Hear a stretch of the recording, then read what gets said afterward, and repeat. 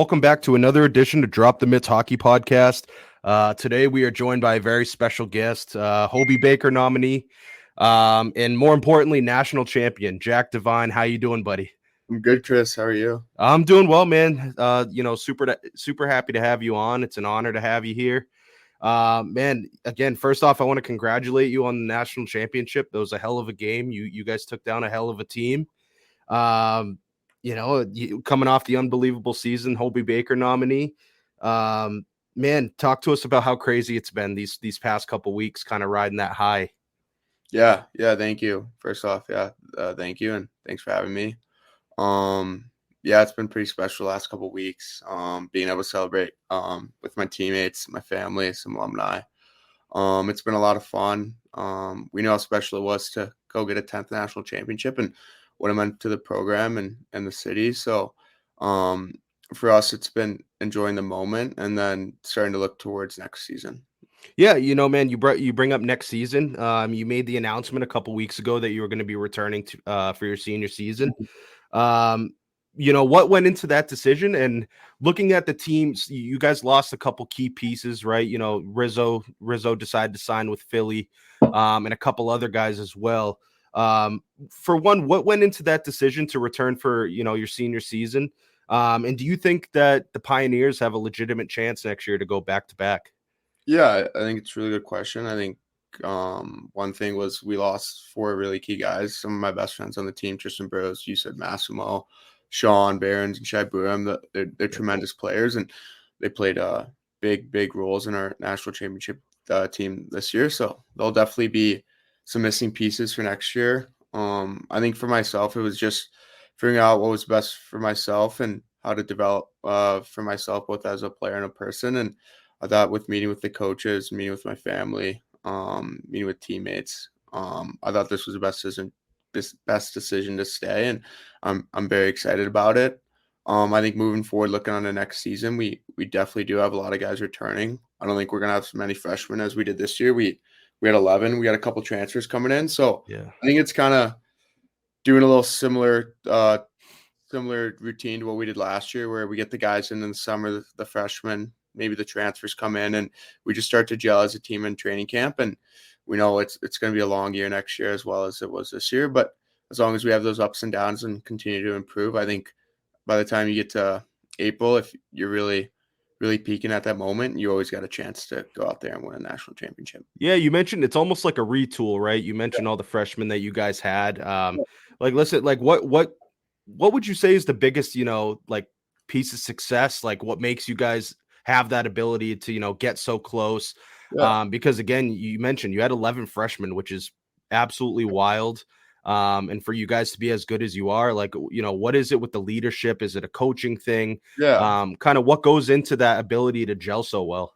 Yeah, I think it's the culture here at the University of Denver. I think it's everything. You got the administrators, the AD's done a really good job. Josh Burlow. Our coaches are unbelievable with David Carl, Tavis, and Dallas Ferguson. They were unbelievable. And then I think as players, we really come together as a group. We play for one another, and we understand that it's not one player or one guy trying to get an award. It's at the end of the year, it's winning a national championship together. And I think when you have guys bought in and really focus on winning, I think that helps guys like the freshmen jump on board and understand what the culture is here. Yeah, and you bring up a guy like, Dave Carl, who is super, super well respected throughout the entire hockey community. He's being talked about potentially getting NHL jobs somewhere down the road. You've obviously had the opportunity to play for him for a few seasons. What's it been like playing for Coach Carl? And what about Coach Carl specifically just makes him such a great coach, and that makes, players like you want to play for him? Yeah, for sure. I think he's an unbelievable coach. I think you've seen with the success, 2 national championships, 4 or 5 of those in 4. I mean, you got the USA jersey behind you. Yep. World Junior gold medal. He's a winner, and every day he's focused on getting better, and he's really dialed into the details. I think for a guy like me coming in here, it was how can I improve and develop, and I think I've gotten better every year, and that's a testament to our coaching staff and the trainers we have here. So honestly, with Coach Carl, he's just a tremendous coach and super smart, and he's so young already. Right. That's the craziest part, man. It's Yeah. that the dude's in his mid-30s, which is Yeah. insane to think about, and he's incredibly successful already. Yeah, Crazy. I think he's only 34 and he's accomplished that much already. It's pretty awesome to see him grow and to see his development, honestly, Yeah. in the 3 years he's coached me. Yeah, and man, to kind of caveat off that, it's pretty cool to see you guys. Obviously, you won your 10th national Yeah. championship first one in a couple years. But Mhm. I want to go back to the Natty because it was one of the most epic games I've watched and since I Yeah. started covering college hockey. Man, your goalie Matt Davis is one of a kind. I mean, that dude. And even just after the game, just how genuine of a human being he was, right? The emotion that he had after that win. What kind of guy is Matty? And like again, for the people that we really just started learning about him, right? Yeah. When come national championship time, he's making ridiculous saves. What kind of guy is Matty on the ice and off the ice? Yeah. Yeah, he's a great guy. I mean, I always say this, that his success, no one else deserves it more than him. He sat behind Magnus Krona for 2 years, stayed Yep. patient. And when his time came, he ran with it. Even this year, he got injured majority of the start. So I think he deserves it. He's an unbelievable guy. He's a guy you can really depend on and great guy in the locker room. And I think on the ice, you know what you're gonna get from him. He's always gonna give 100%. And I think for our team, we were really relaxed with him behind us, and we know how much preparation and hard work he had put in the last 3 years, honestly. Yeah. And I think he was ready to shine. And like I mentioned, he's an unbelievable man, comes from a great family, and I'm just so proud of what he's done and couldn't happen to a better dude. Man, and again, just to bring up like at the end when they were asking all you could see just the emotion in his face and just such a likable person. Yeah. And man, that save on Ryan Leonard. I mean, that was one of the best saves I've ever seen in my entire life. Yeah, that was incredible. I mean, even at the start, he got a big save on Will Smith, I think 5 minutes in. Even the game before Celebrini got a breakaway like a minute in. I think he was always dialed from the first minute. And I mean, that save was you heard the call. This man's oh my god, dude. It's pretty hilarious, but it was an unbelievable save and probably the best save I've ever seen. Yeah, 100%. And kind of talking about that game too, like obviously we just talked about Coach Carl. What would you say was the biggest, success that you guys had in stopping those guys? You mentioned guys like Cutter Gauthier, Lenny, Will Smith, and you guys were able to shut them down. And I think would you say that's a testament of just your style of play and the systems that Coach Carl has run all season? Yeah, I think for us, we obviously knew how extremely talented they were as a team. Up and down their lineup, they had great guys on their forward group with, as you mentioned, all three of those guys. Perot also. Perot, I forgot about really skilled. They even had great guys on the back and Tkachuk. So then we knew Fowler was unbelievable. So I think going in, we knew they were a good team, but I think we had beaten them earlier in the year, and we beat them in their home rink in Conti Forum. So I think we had a lot of momentum and confidence going into that game. Like we knew we were a little bit of underdogs, but we never felt like that either game, and we knew how good of a team we were. And I think, kind of as you said, like just sticking to our game, we didn't try to do anything too differently. We knew how good of a team we were, and we deserved to be in that game. So I think it's like we went out there and executed our game plan perfectly, and at the end of the day, we won 2-0. So I think it was just playing our game and not trying to do anything out of the ordinary. Yeah, another. I mean, I was going to bring up too with the post game speech with Matt. Another epic post game speech, Zeev Buium. I mean, man, I was laughing so hard live on TV, and him and you could tell as soon as he said it, his brother just was like, "Fuck, dude!" Like, and man, what is it like having those two guys? They just seem like such characters and such good guys. Like, do they ever battle it out in the locker room? Like, chirp each other a lot? I don't know if they chirp each other too much. I think they definitely shy. The big brother always got the little brother's back. It's kind of funny, but it's pretty special to see something like that. Two brothers on a national championship team, and insane how big of a role they played. I mean, Shai was unbelievable, and Z for his age, that Spinorama pass in the national championship game was one of the best passes I've seen. So it was pretty cool to have him on our team. We're definitely going to miss Shai next year, but I'm excited to see Zeev's game grow. And he's only so young, so just grow as both a person and a player because he's got a really, really bright future ahead of him. Yeah, he played unbelievable this season. So fun to watch. Yeah. But man, you yourself, unbelievable season. I mean, um, in just looking at your stats, right, from the past 3 years, you've significantly improved each year, which is Mhm. obviously what you want to do as a player. Yeah. But this season, man, 44 games, 27 goals, 22 assists, 56 points. Yeah. What would you say was the biggest contributing factor to having such a unreal season? I know you and Massimo have, such good chemistry. But what would you say was, other contributing factors into your success this season? Yeah, I think at the end of my sophomore year, I really built some momentum for myself and kind of established myself where, hey, I can go out here, I can play, I can be a big difference maker. And going into that last summer, it was how can I get bigger? How can I get stronger? How can I keep improving areas of my game? And I thought I had a really good summer with our trainer, Matt Shaw, here. And some of my personal development, shooting pucks, just getting any extra time I can. So I thought heading into training camp, I was in a really good spot. And fortunately, I was able to play with a really good player like Massimo, who's got tremendous hockey sense and one of the best passers I've ever played with. So I think for me, it was building chemistry off the start. And then right at game one, we hit the ground running and we're able to execute right away. So I think a testament to my teammates who set me up and put me in the right position. And as you can see with how talented a roster you were, I was just able to execute in some good moments. And at the end of the year, we were able to come together as a team and win the national championship. Yeah, and it just seems that you and Massimo just have such a good relationship. I had him on the podcast. It was like Mhm. mid-season, like right before he got hurt. Yeah. And same thing, man. Like he had such high praise for you and just nothing Yeah. but good things to say. And he just seems like you guys kind of feed off each other and have that great chemistry. Yeah. Yeah, for sure. I think it helps with your line mates when you have a good relationship off the ice and you're 100%. friends and care about each other because that's only going to correlate on the ice. And Yeah. I think for us, it was building that chemistry and drills and relying on each other and knowing where each other are. So when you get into games, it's just a lot easier. Yeah, 100%. And even earlier in your career before Denver, you played in the National Development Program. Yeah. And you're seeing some of the kids that are coming out of there now, even when you were there as well. Mhm.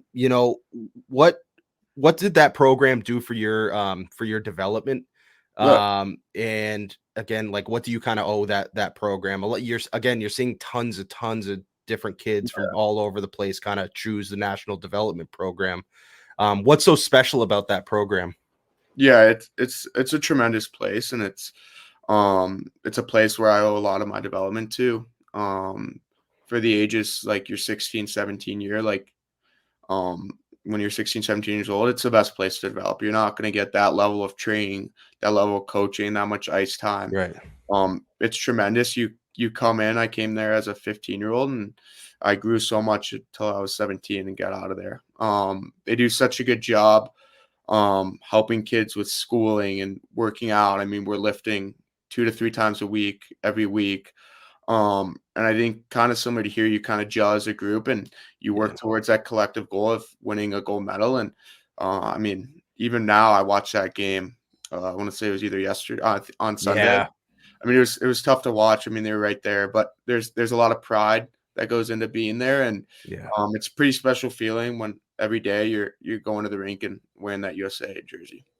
Yeah, man, and like I said, all the talented kids that come out of there, they're becoming better and better every year, it seems.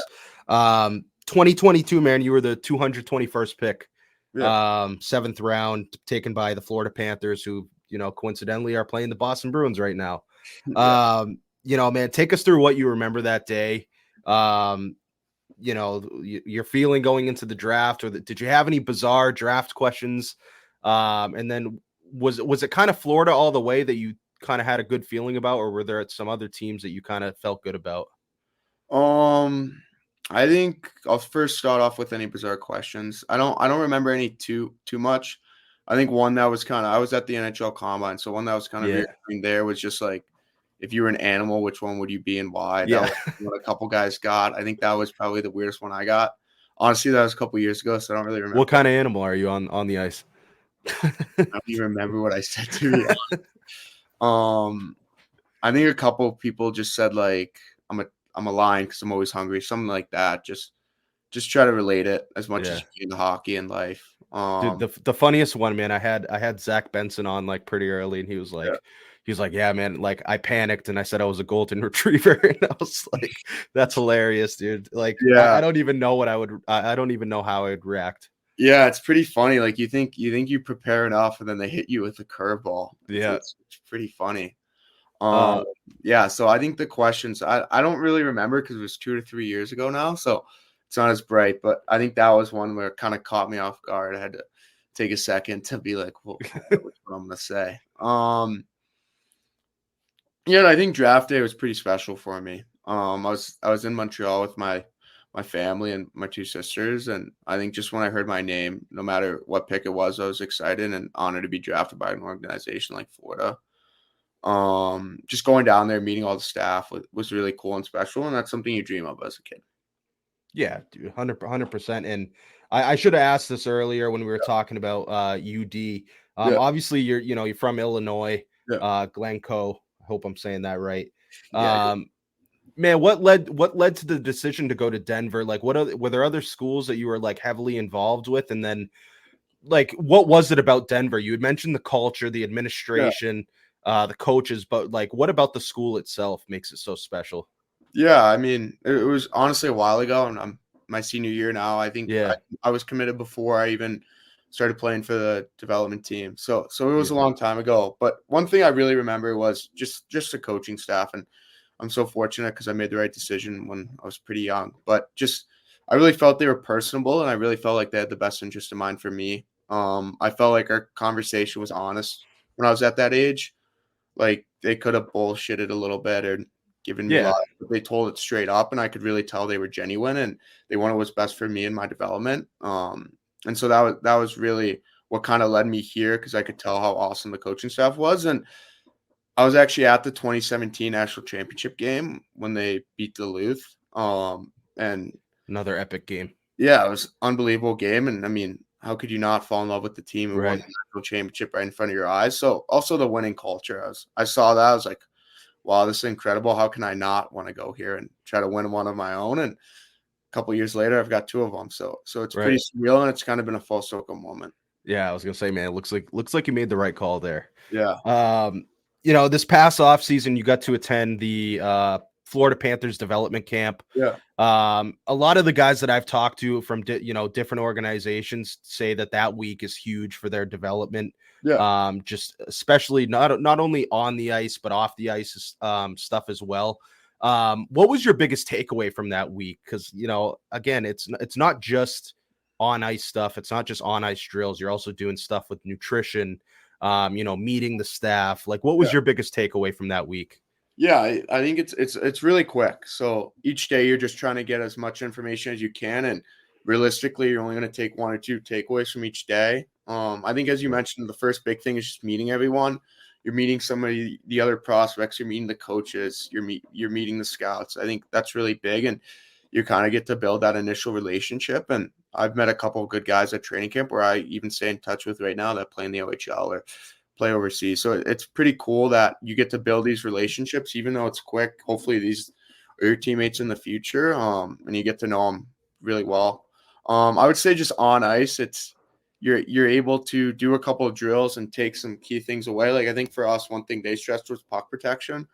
That's a big part of my game, big part of her game at University of Denver. So I think just a little takeaways I could do with that. And then fortunately, they have some high quality trainers there. So just you kind of do your testing and they see what you can improve on a little bit. And you take that with you. You talk to, like I would go talk to then my trainer at the university here and see what he thinks and then kind of adjust my program a little bit. Yeah, that's awesome, man. Again, you guys are in the off season now. Mm. And even you coming off the season that you had, how successful you are, pure goal scorer. Yeah. What are some areas of your game that like you really kind of want to focus on going into your senior season? Yeah, like I understand I'm at a big point in my career. I'm 20 right now and I'm going to be 21 in 6 months. I think for me, it's a big opportunity for me to really grow into my body and put on 5 to 10 pounds, just get stronger. And I think with that allows me to, it allows me to get stronger and improve my skating a little bit. I think for one thing is I've really gotten some good top end speed over the last couple of years and Yeah. continue to develop that way. But I think my first couple strides can continue to improve. And I think if I do that, I can build more time and space for myself. Yeah. So that's be something to do. And I think you can always get better. I think hockey sense and my passing ability is something I think is one of my best qualities. So I can continue to work on that in the offseason, continue to work on my shot. There's not one necessarily area, but I think as long as you keep tweaking and getting better at those areas, I'll have success again next season. Well, that's well said, man. Again, I mentioned you guys are in the off season. What kind of things you do in the off season? You a golf guy? Yeah. What kind of things you do in the off season? Can you say that again? It's kind of just like. Oh, can you hear? Sorry. Can you hear me? Okay. Did I lose you? Yeah, I was just like a little shaky. Oh, can you hear me now? Yeah. Okay, cool. You can hear me all right? Yeah, I'm good now. I just couldn't hear the question. So you're in the off season. You know, what kind of things do you enjoy doing in the off season? Are you a golf guy? You know, what kind of things are you enjoying with your time off? Yeah, for sure. I think right now we're just lifting a lot and I'm still in school for a couple weeks, so that takes a lot of your time up with classes. But once I'm out of classes, definitely golfing. I like golfing. When I'm back home in Chicago, I live right by the lake, so jump in there with some buddies from back home. But while I'm here in school, it's definitely lifting, skating a bit, and then just hanging out with the guys. It's a lot of time in season. You're at the rink spending time with them, so it's nice to get away and do some fun things like them. Like we'll go to Rockies games around here. We went to the Avs game, got celebrated there. So it's kind of hard with how expensive the tickets are right now. Yeah, but definitely Rockies games. There's some fun things to do around here. Yeah, it's a beautiful area too, man. I remember traveling to the academy, the Air Force Academy. It's such a beautiful area. Man. Last thing, man. I was reading your player profile on the Denver website, and it says you're a big Office guy. Pretty recently, man, I've been getting into it with people on Twitter saying that Big Bang Theory is better than The Office, which I think is absolutely nauseating. Man, who's your favorite character on The Office? I gotta know. My favorite character on The Office is probably Kevin. I love Kevin. I think he's hilarious. Bingo. I love how they make him kind of a genius on the side. Like if you see some of like the extended episodes, like he's like I think one of them was like he can do like can't do a normal math equation, but you put pies in and you can do any math equation. Yeah, dude. Yeah, so I like Kevin, and I like obviously Jim and Dwight when they're doing the prank stuff like that. I don't think it's the most necessarily exciting TV show, but it's something you can always put on. I think I've watched it 4 or 5 times. It always keeps you coming back for more. Yeah, man. I had posted something on The Office. I can't even remember what it was. It was a clip or something. Man, I had people coming at me being like, shitty show, like watch Big Bang Theory. I'm like, man, I can't watch Big Bang Theory without no. But yeah, Kevin's a beauty. And I think it's so funny just seeing him like do interviews and stuff like outside of like The Office, like how normal he is.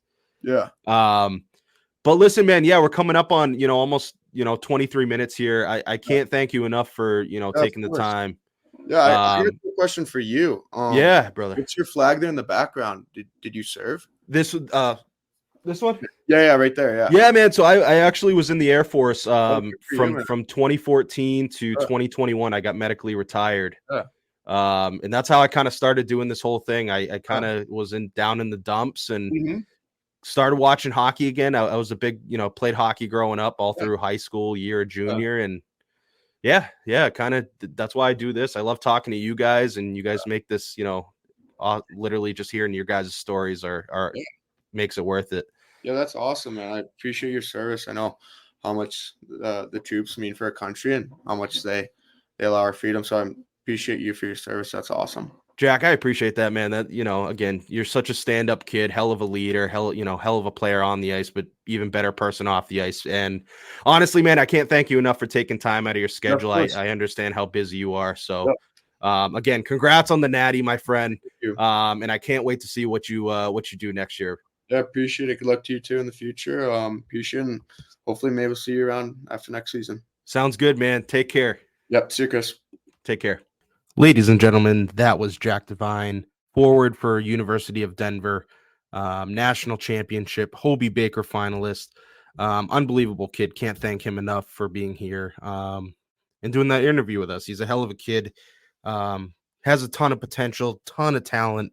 One of the most gifted goal scorers in hockey. So we greatly appreciate him and him taking the time out of his schedule to come on Drop the Mitts. Right now we were recording it as 10:58 on Wednesday. The conclusion of the Bruins Panthers game. Man, this was a wild one. 6-1 loss to the Bruins. Panthers take it at home, take game 2, and my God, was this game a bloodbath. Just to kind of give a little rundown, Alexander Barkov scored 2 goals. He also had 2 apples. And again, just looking at the stat line, 33 shots for Florida, 15 for Boston. But I think the biggest story here is Jeremy Swayman gets pulled from the net. And my initial reaction was, again, this game is no indication on the play of Jeremy Swayman. I think this is solely the embarrassing play from the players in front of him. He deserved much better in this game. And you know what? The way that I look at this is it gives the opportunity for Sway to get a little rest for that whole third period and get ready for game 2. I mean, this game just from start to finish,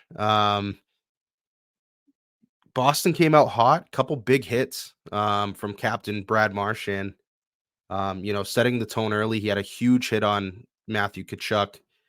Another big hit on a guy like Aaron Ekblad, and it seemed like they had all the momentum. Charlie Coyle scored on a beautiful play, phenomenal forecheck, balls to the wall, forced Brandon Montour up the right boards. Brad Marchand collapsed on him, forced the turnover. Pavel Zacha was able to give it to Brad Marchand, who ultimately gave it to Charlie Coyle for the first goal. It was a beauty of a goal. Well-executed play to a T. It's how you draw it up, how you draw the forecheck up. Paul Maurice made very similarly to how Jim Montgomery did in game 1, where he called that timeout. It turned the tides of the game. And what Paul Maurice did was about little towards the end of the first, made some significant line changes. He put Carter Verhaeghe with Matthew Tkachuk and Anton Lundell and Sam Reinhart back with Alex Barkov. And after he made this move, it just seemed like they got a sudden jolt. Granted, it was towards the end of the first, so the first concluded, and the Florida Panthers came out in the second period just absolutely buzzing. They scored 1 minute and 56 seconds into the second on just a complete blunder play by Derek Forbert. I don't know what the hell this dude was doing. It looked like from the looks of it looked like he was thinking the puck was going to be wrapped back around, but that's not what happened. The puck was forced back up the boards, leaving Steven Lorentz wide open in front of Jeremy Swayman, like literally completely alone. Obviously, Brandon Montour gets a shot off, and Steven Lorentz is able to deflect the shot. Again, completely alone in front of Swayman. And just, again, throughout that period, just blunder after blunder, turnover after turnover. Alex Barkov scoring with, at 9:49 in the second with a nice wrist shot. Again, just a complete blunder by Charlie McAvoy. Had no stick. He just didn't seem like himself tonight. I think, and just in looking at Bruins Twitter, the vast majority of people agree with this. I mean, he just did not look like himself. And I don't know if this is injury related or what it may be. He did not look like himself. That's the fact of the matter. Again, I don't know if he's battling injury. I don't know what is going on with Charlie, but he did not look like himself tonight. And I would go as far to say that he was a liability out there. And again, I don't know if he's battling injury. He just did not look like himself. And then to close out with 2 seconds left in the second period, Gustav Forsling gets a slap shot off and beats Jeremy Swayman. So we're looking at a 3-1, 3-1 game going into the third. And I had tweeted out that, the fellas need to Jeremy Swayman deserves better. More heart, more grit in front of the net. Just being overall more responsible in their own zone. They owed that to Swayman. And boy, was I wrong. Again, they come out in the third, 128, 128 into the third, and E2 Luosterainen got a shot off and beat Swayman again. And then obviously to close out the game, Barkov scored again, and Brandon Montour. Funny enough, after the Brandon Montour goal, a scrum ensued, and you know what? I'm happy Brad Marchand actually went back at Montour.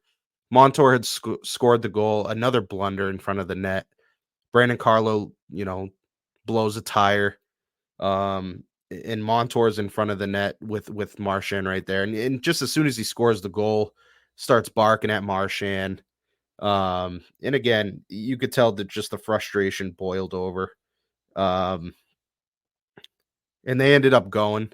There was a scrap, and hilarious on Brandon Montour sticking his tongue out at Marchand. Going back to the licking incident.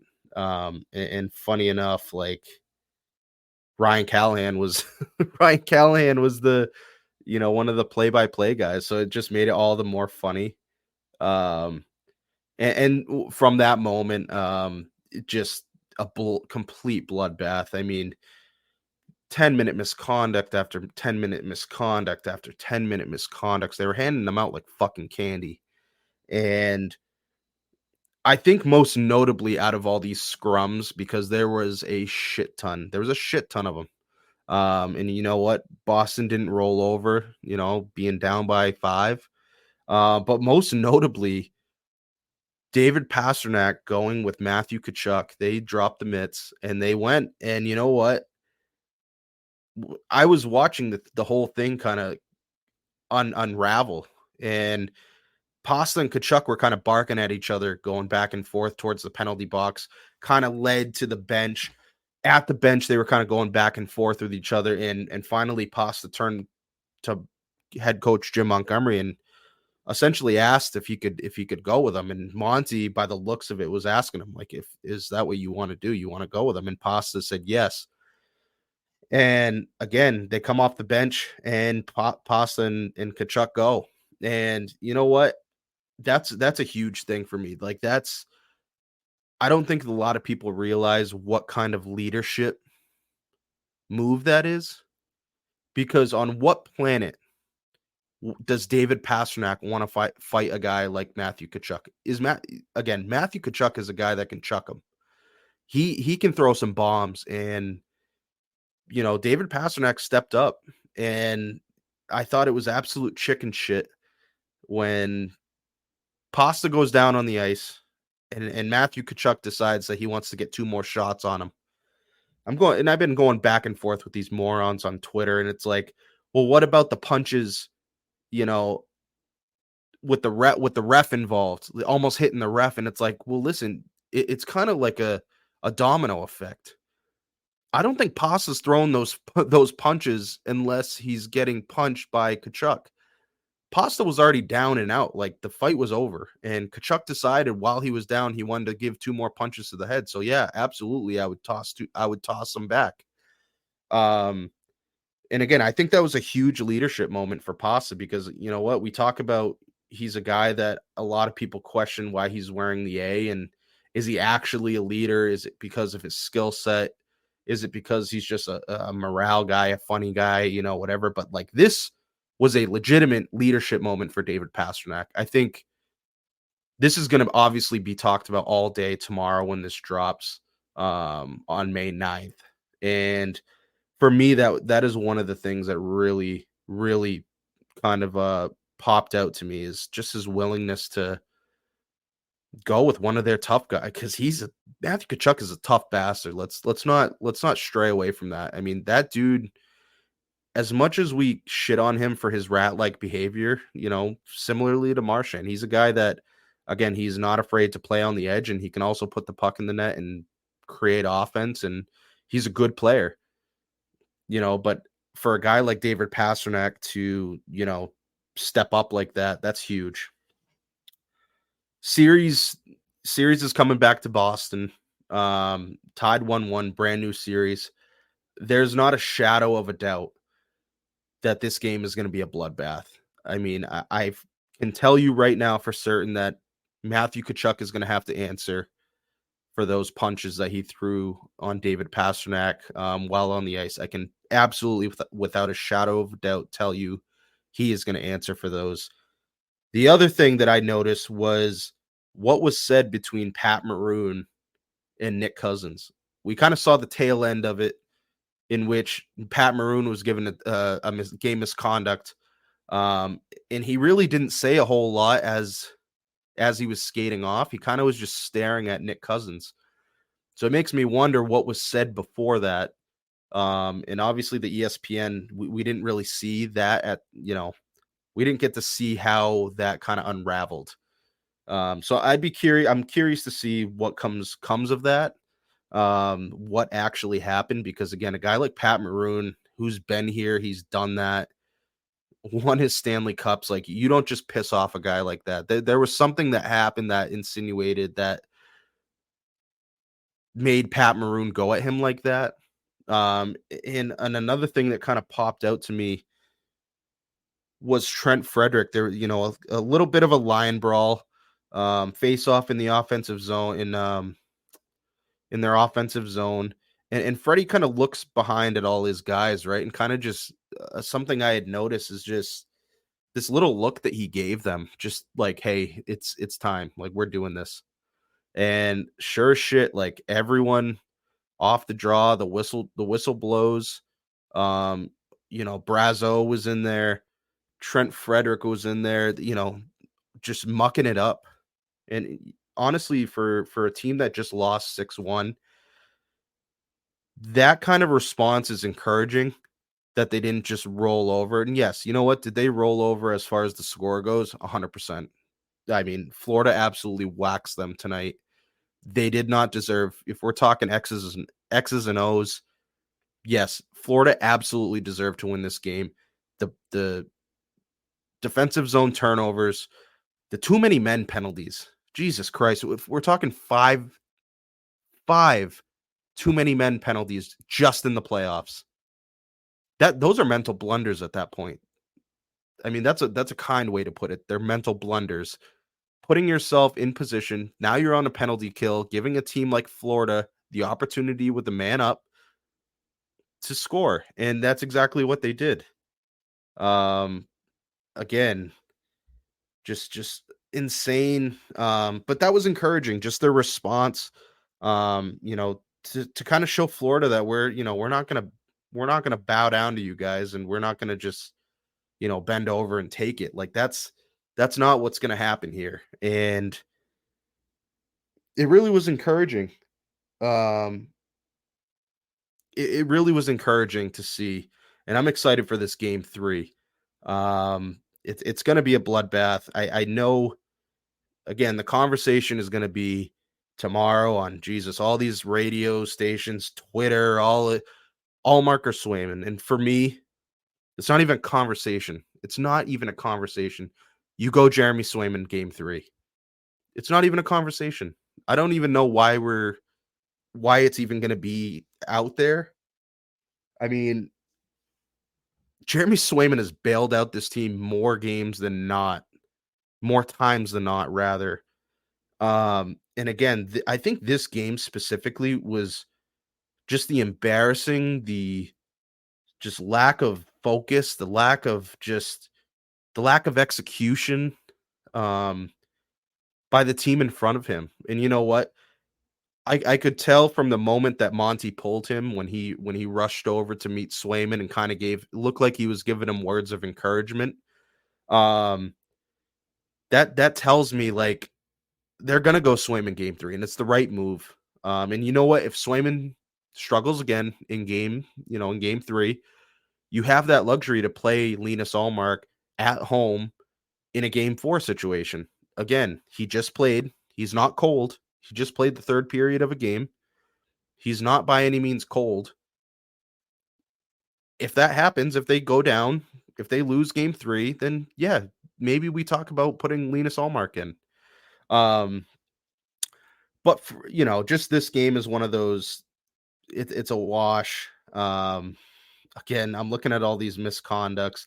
Pat Maroon misconduct, Nick Cousins misconduct, Kulikov misconduct, Luosterainen misconduct, Brazo misconduct, Freddie misconduct, JVR misconduct, Mikola misconduct, Marchand, McAvoy, Sam Reinhart, Matthew Tkachuk, David Pastrnak, all misconducts, all tossed out.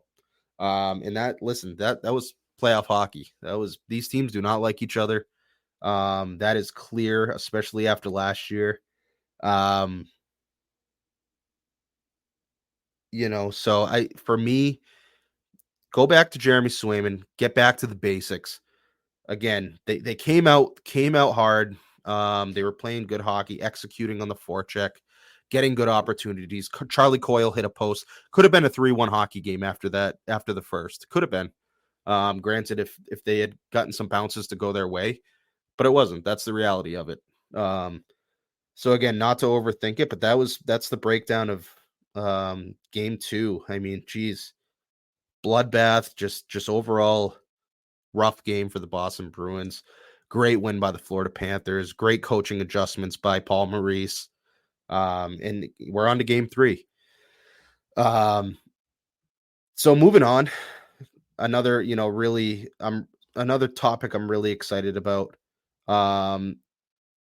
is the NHL draft lottery, which happened last night at 6:30. It was unbelievable. It was awesome. It was kind of cool to see. Macklin Celebrini had joined John Buccigross, which was really cool to see. Just kind of talking through his season. Just talking about the possible destinations, talking about, some of the phenomenal plays that he made this season at BU. And again, it looks like he's going to be a San Jose Shark. San Jose wins the lottery. The NHL draft order stayed the exact same. So there were no changes within the top 16. The first time this has happened since 2010, which is pretty cool to see. I mean, 2010, 14 years ago, that's kind of cool. But the draft order rounds out. San Jose gets the number 1 overall pick, followed by the Chicago Blackhawks. Number 3 to the Anaheim Ducks, 4 Columbus Blue Jackets, 5 Montreal Canadiens, 6 Utah, 7 Ottawa Senators, 8 Seattle Kraken, 9 Calgary Flames, 10 New Jersey Devils, 11 Buffalo Sabres, 12 Philadelphia Flyers, 13 Minnesota Wild, 14 San Jose Sharks, 15 Detroit Red Wings, and 16 St. Louis Blues. So again, the order stayed the exact same. I'm super excited about this. I've already started doing some mock drafts and whatnot. There's so many different things that could happen in this, but I think the one sure thing is that Macklin Celebrini is going to be a San Jose Shark, which is great for this organization. I said it yesterday. I give Mike Grier a lot of credit on this rebuild. He inherited an absolute dumpster fire. Mike Grier is a phenomenal hockey mind. He knows what he's doing. He's been very meticulous with this rebuild. He's brought in some really good prospects. Most notably Will Smith of Boston College, who again could have been a Hobey Baker finalist. Just had an unbelievable season at BC. Was selected 4th overall last year by the San Jose Sharks. The question is posed, now that they got Celebrini, essentially, granted that's what we assume is going to happen. Does Will Smith and Macklin Celebrini return to school? There was a report today by a good friend of ours, Jimmy Murphy, of the Sick podcast. I'll actually get his handle right now because he's got some really good content that I love to follow. He's got a podcast with Pierre Maguire, who's another good friend of the pod. but it's the Sick Podcast, the eye test. You can follow them at Sick Pod NHL. But he had an interesting take today, and he had responded to one of my tweets where I was really excited about the San Jose Sharks rebuild. And he kind of put it into perspective for me. It's like by saying, what happens if they don't join the team? What happens if they don't sign? And again, I hadn't even thought about that perspective, and I kind of just assumed that they would. Now, if Macklin Celebrini and Will Smith decide to go back to school, the Hockey East is going to be absolutely incredible next year, even though it was last year. I mean, last season was insane to see a 17-year-old dominate college hockey. The freshman line at BC in Gabe Perreault, Ryan Leonard, Will Smith, the play of Cutter Gauthier. And again, to go down the list, we can talk about the Nadeau brothers at Maine. Again, just loaded with young talent. And to even think about, Macklin Celebrini going back to school with Boston University adding guys like Cole Hudson, Cole Iserman, Kamil Bednarik, and you get to keep Macklin Celebrini. I mean, then we can flip it over to the BC side. If Will Smith decides to go back to school, you've got Ryan Leonard. You assume Gabe Perreault is going to go back to school. For me, Gabe Perreault is a hell of a player. I think he could benefit from one more year at school, potentially two. Again, that's not to say that he is not a great player, because he is a phenomenal player. And having Will Smith go back there, now BC's adding a couple guys that are, phenomenal talents. James Haggins, who potentially is going to be, not potentially, I'd say it's a pretty safe bet that he's going to be the number 1 overall selection in 2025 NHL draft. Absolutely dominated the Worlds, broke Nikita Kucherov's point records for a single tournament. Just, again, unbelievable talent. The way he creates offense. He's a 3-zone player. Just a phenomenal talent. And then a guy like Teddy Stiga, who has had an incredible season with the National Development Program, also had a great tournament in the Worlds. And he's been climbing up draft boards all year. I mean, just his play. He's had an incredible year, and he's going to be at Boston College as well. So again, college hockey as a whole, but especially the Hockey East, is going to be absolutely insane. And I'm really excited for it. This draft is going to be really special. There's so many things that could happen. There's so many different moving parts. Like, what does Chicago do at 2? Do they take a guy like Ivan Demidov? Do they potentially move down to grab a defenseman to solidify that D-core? Listen, this defenseman class is phenomenal. You've got guys that can go from 5 to probably 10 that are all defensemen that could slot in that role. Most notably, I've been talking very highly of Artem Levshinov of Michigan State. He had an incredible freshman season. Got the opportunity to watch him against BC at the Conti Forum, and he looked great. I mean, again, he's a kid, 18 years old. He just moves the puck really well. He would be a hard pass up for me, especially if they're trying to bolster that D-core. They've already got great pieces: Kevin Korchinski, Alex Vlasic, Del Mastro's nasty. They still have a guy like Seth Jones. But again, a guy like Artem Levshinov, phenomenal skater, sees the ice really well, but also is very responsible in his own zone. Again, for me, it really depends. And then after that, there's guy like Sam Dickinson, who's going to be nasty. I've loved his game. He's a London Knights kid. Again, he just stood out on that team as one of their best players. Especially, he's got a hell of a shot. Skates really well. again, Zeev Buium, who we just interviewed his teammate, Jack Devine, had phenomenal things to say about Zeev Buium. Just an absolute beauty in the locker room.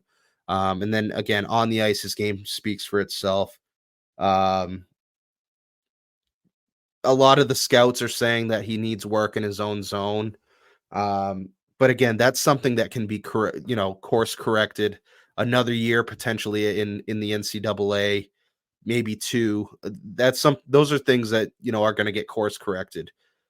The way that he sees the ice, his hockey IQ, the way that he can create offense from the back end makes him a top 10 talent in my mind. And I fully anticipate that he's going to be a top 10 pick. I think he'd be a great fit on a team like Seattle at 8. We know Ottawa needs defensemen right now. They could benefit from adding a guy like Zeev Buium. But that's remains to be seen. Another guy, Anton Siliev, big boy. He's a monster defenseman, 6'7". And again, he's another guy that could crack the top 10. Another guy, Zane Parekh. I hope I'm saying his name right. I will definitely get to know it as the mock draft process goes on. As we get closer, we actually will be traveling to the draft, which is super exciting. So again, we're going to be doing mock drafts up until June. So we're really excited about the lottery, the draft being held at the Sphere, which again, Gary Bettman yesterday described as cutting edge technology.